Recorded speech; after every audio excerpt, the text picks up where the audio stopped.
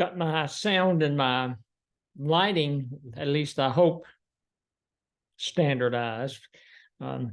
But before we jump into chapter 3, you want to go over a couple of the salient points that we learned in chapter 2. And if you remember, we learned concepts and points in chapter 1 that transitioned over to chapter 2.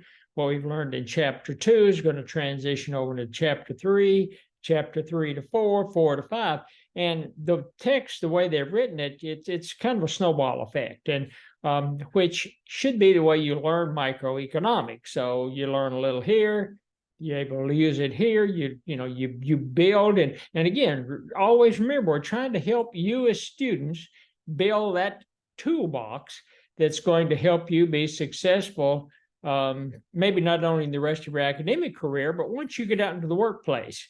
Especially if you end up working for an organization that is financially based, economically based, which most of them are, but it depends on what type of position you have in those types of companies. And more importantly, if you want to be an entrepreneur and start your own business, these, your micro courses, your macro courses are really going to be the foundation and the building blocks of your ability to manage those businesses going forward.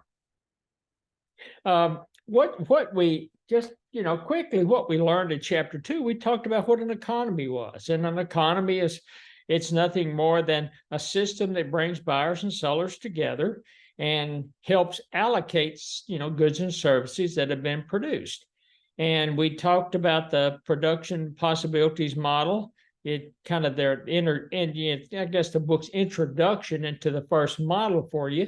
And again, go back to chapter 1. We talked about economists building models and what they're based on and how they do it. And so they want to, in chapter 2, they wanted to kind of roll it out to you. And so they introduced you to the production possibilities model. And then from there, they rolled you on from the model out to the production possibilities curve.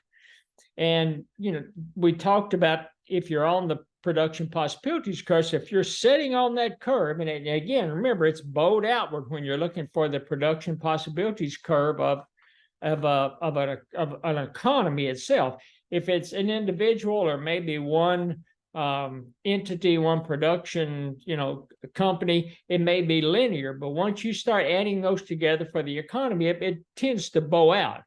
And chapter 2 talked about that if you're on that production possibilities curve, sitting on that curve somewhere, you have a comparative advantage. To get to that point on that curve, all of your resources, and we'll go over in just a second, but your factors of production and your resources have to be fully employed, fully utilized, and you also have to be producing efficiently. So that goes back to the technology and entrepreneurship. If you're operating inside that production possibilities curve, you're either not fully utilizing all your factors of production, or you're inefficiently producing whatever good or service you're trying to take inputs, run them through the technology, and end up putting an output on the market.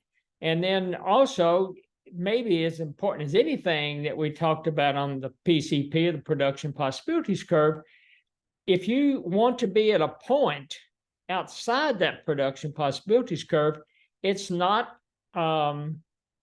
feasible, because the factors of production, when we're talking about production possibilities curve, we're talking about a point in time, and the factors of production are fixed.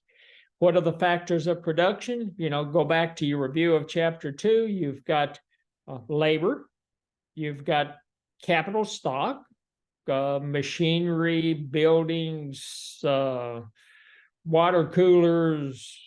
If you're Starbucks, you've got a microwave, got a coffee machine, anything that has been made and what can be used to make another good or service. So it's capital stock, it's good or service, it's been produced, been made, but you can take it in a production process and make other goods and services. We also talked about natural resources, which most people think about land. Land is probably the first natural resource that's a factor of production that most people, reach out and grab to. But also think about oil, gasoline, natural gas, uranium. Those are types of natural resources that they've been found that they occur, they're found in nature, but you can also take them and use them in a production process. And then lastly, on your factors of production, we talked for a few minutes about technology, and the text said, they try to drive home that point that economists, when you talk about technology, they are thinking more about the technology involved in the production process. It's not, not so much the chip that goes in the iPhone or the new iPad you've got, or this is more along the lines of technology that's involved in the production process that tends to drive efficiency on the production process. And then lastly, they kind of roll into technology. They roll into that entrepreneurial drive. Those individuals that are willing to risk their savings, are really willing to risk their reputation for profit. And, those are the individuals that actually push production, actually push the technology of the production forward, because they are trying to discover, trying to develop production processes that are going to be more efficient and increase profit margins by the efficient use of your factors of production. We also talked about, when we talked about comparative advantage, they briefly, we mentioned in the text, we talked about Adam Smith. He's kind of the godfather of specialization, at least from the viewpoint of some economists. And then there was Ricardo, the Englishman, who also talked about comparative advantage and specialization. And a comparative advantage specialization, they are the foundation of international trade, because in the text, and if you go back to Ricardo or even Adam Smith, they talk about specialize, talking about divisions of labor. Specialization makes us all more productive, and it just increases the wealth and standard of living, not only here in the United States, but within other countries. So the point they try to drive home is to specialize, produce goods and services that you have a comparative advantage with, and then turn around and trade your excess to other countries or to other areas, even within a country. So that's where they're kind of heading in the direction of international trade. And then we talk for a few minutes about economic growth.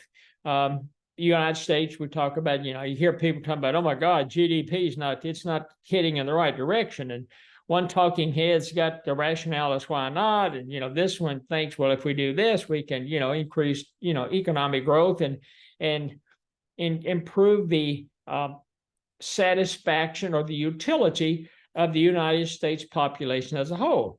And economic growth, this is the first time when we talked about the production possibilities curve that you can, through economic growth, through some mechanism of increasing one of your factors of production, either labor, capital goods, natural resources, capital stock, natural resources, or through some mechanism, increase the opportunity and the efficiency that you gain through technology and entrepreneurship.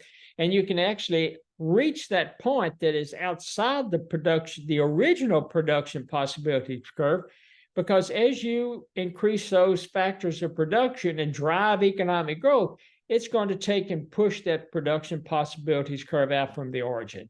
So that's how you attain those points that you couldn't attain, or the book calls them unattainable originally in the production possibilities curve, but through growth and increased GDP, you can push that PPC out and reach those points. And then lastly, we talked about kind of market economies. And there's the command socialist economy, which governments control not only the resources, they control the decisions made with those resources, they control the allocation processes of those resources. Typically, you think of Venezuela, Cuba, North Korea. Up on the other end, now you've got the market capitalist. Most of the factors of production, the decision process, the allocation processes are driven by a free market. Most of it is owned by private companies, maybe private individuals. And again, it's the free market that we get to enjoy here in the United States. They've got free market in New Zealand. UK is considered a free market. And then you've got these mixed economies. And up on the end, closer to the market capitalist, I guess, tail end of the curve, you've got some countries that, you think about, maybe Sweden, maybe France, Germany. They have the free market economy going on, but they've also got some laws and regulations that are country specific, that tend to dampen down their ability to get to the level of the United States and the UK, and that in that market capitalistic, I guess, area of the market economies. And then down here on the closer to the command socialist type of economy, you've got not maybe in the 80s and 90s, USSR, Russia, communist China, they were sitting down here with Cuba and North Korea. But there, over the years, I guess the Berlin Wall, I think it came down in the 80s, and then in the 90s, they've started moving out into this mixed kind of market economy designation. They're a long way from being a market capitalist, but at least they're starting to make those moves. So with those concepts kind of in your toolbox, in your back pocket, let's jump into what they're going to talk about in chapter 3. And I'll preface chapter 3 up front by saying, if there is a group of concepts in microeconomics, when we start talking about supply and demand, those in the concepts that are involved in supply and demand, sometimes students, I don't want to say hit a brick wall, but some students have some level of difficulty getting their arms around the concepts of supply and demand. Why is the demand curve downward sloping? Why is the supply curve upward sloping? What happens if demand shifts left or right, up and down? What happens if supply shifts left or right, up and down?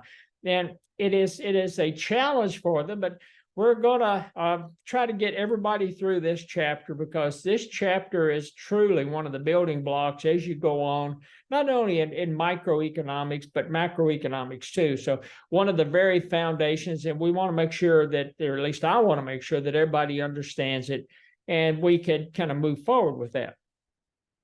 First thing they're going to talk about is the market.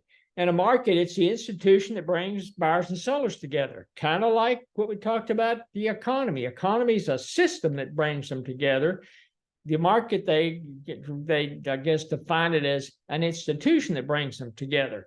And typically you think of markets.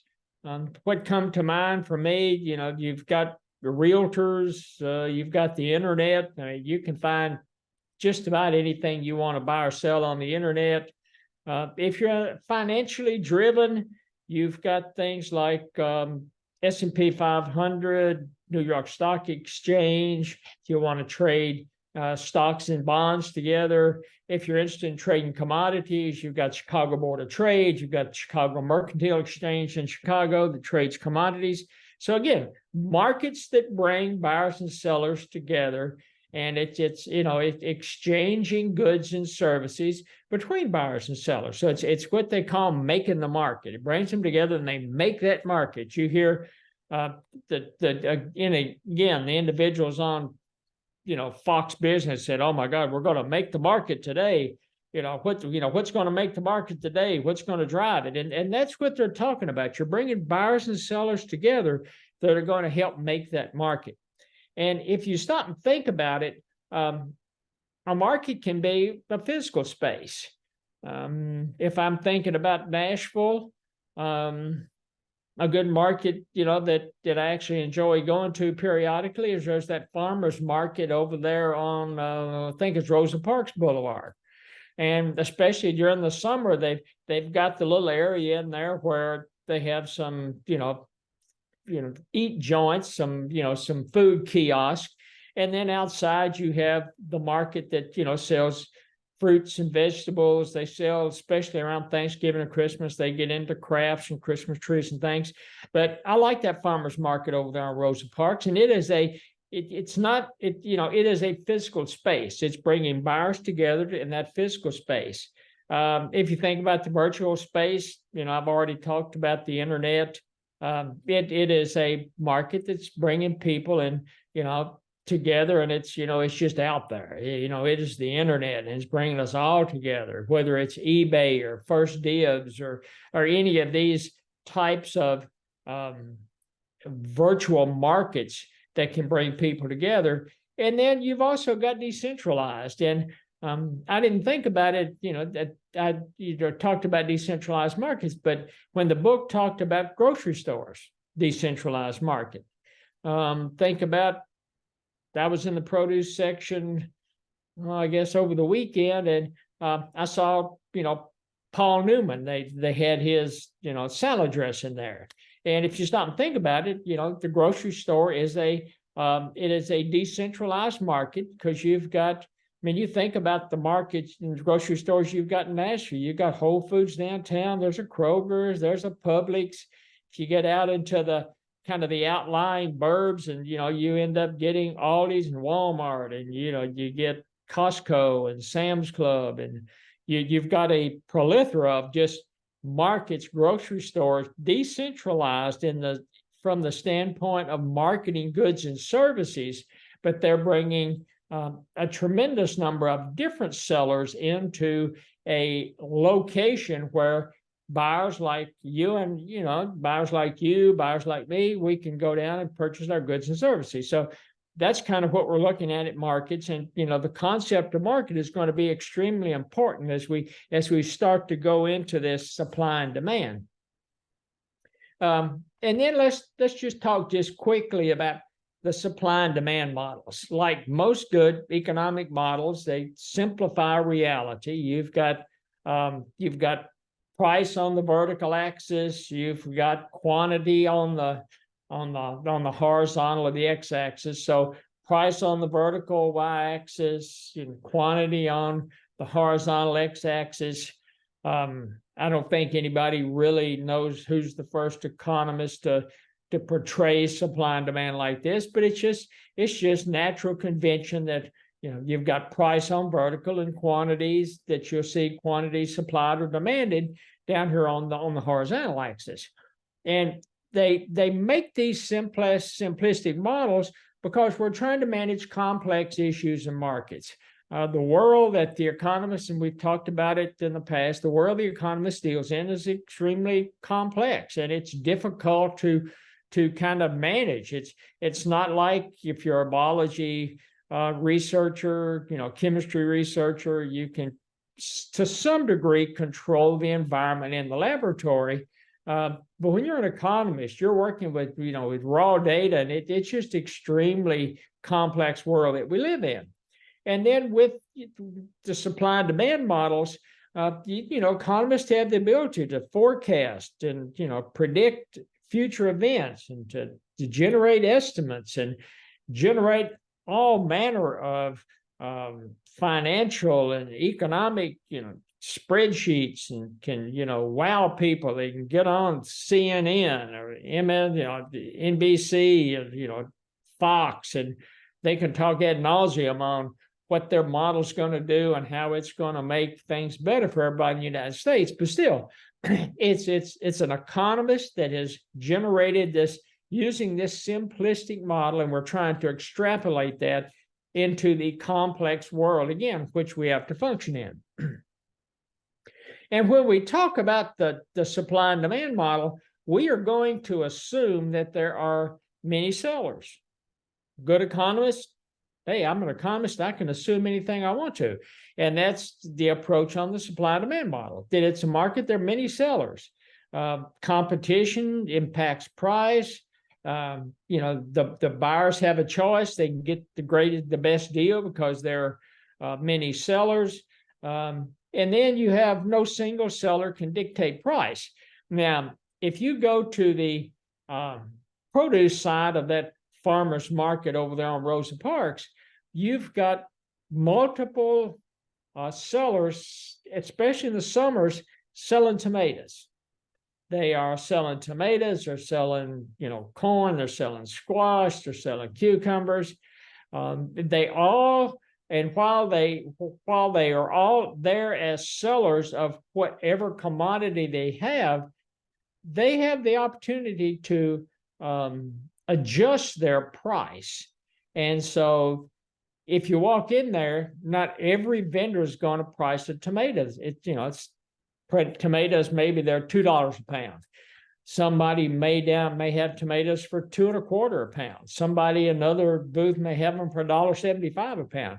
So, but again, many sellers, many sellers, so that buyers are not constrained when they're making decisions. And then if you flip that around, the assumption is there are many buyers. Competition, again, impacts price. Sellers aren't pressured to take, some lowball price. If a buyer tries to lowball them, seller just says no and waits for the next buyer to come by. And if you've ever been over there in the summer, there are a lot of buyers purchasing their the fruits and vegetables from that farmer's market. And then again, no single buyer can dictate prices because there's too many buyers there and too much competition.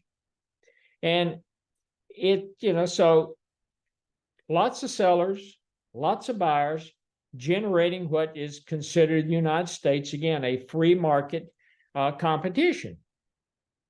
And then if you kind of go to the next assumption, it's prices are free to move up and down. They move up and down in response to market events. There's no laws, regulations, social norms to fix prices. And that's easy to say and that's easy to assume, but kind of the drawback to that is you can be in a market where there are floors and ceilings. If you think about agricultural products, there's you're talking about price floors. The price of a bushel of corn, let's say the price floor is set at $5 a bushel. The price can't go below that $5 a bushel. So that regulation may be constraining the market for, with a price floor. Likewise, and probably one of the biggest price floors that we face with is minimum wage. So that's going to impact the price of individuals that are out seeking employment, and it's also going to affect, what the producers or in the production process are willing to pay for that labor that's part of their factors of production. And then you've got price ceilings. If you think about the rent control apartments in New York City, there's a certain level that you can't charge more than X number of dollars for the rent of an apartment. So those are a couple of issues that kind of put a wrinkle in the fact that prices are free to move up and down. But for the most part, in the United States, it is a freedom of movement of prices. And then all sellers sell the identical product, and that's could get that could put another wrinkle in it, but that's the assumption we made. So if you were to go to Best Buy and you walked in, every iPhone in Best Buy would all have the same features. Every TV you looked at in Best Buy would all have the same features, same technology, same warranty, everything would be identical. So that's what they're talking about when they're talking about all sellers selling identical products. So, and think of what it would do to the coffee industry. If Starbucks, I don't drink coffee, so I have to kind of think about this one. Starbucks, Dunkin' Donuts, Peet's Coffee, McDonald's. Think of all the places that sell coffee, all the places that sell coffee at a different price point, and all the places that have some kind of magic coffee that's going to make you feel better in the morning. But the assumption on supply and demand is all sellers sell an identical product. And that's where I think I'm going to stop with segment 1 of chapter 3. when I come back, we're going to talk about demand and get into how the demand curve is functions and why it's downward sloping and what makes it shift. And so we'll jump into demand when we come back on segment 2. Thanks for joining, and I'll talk to everybody soon.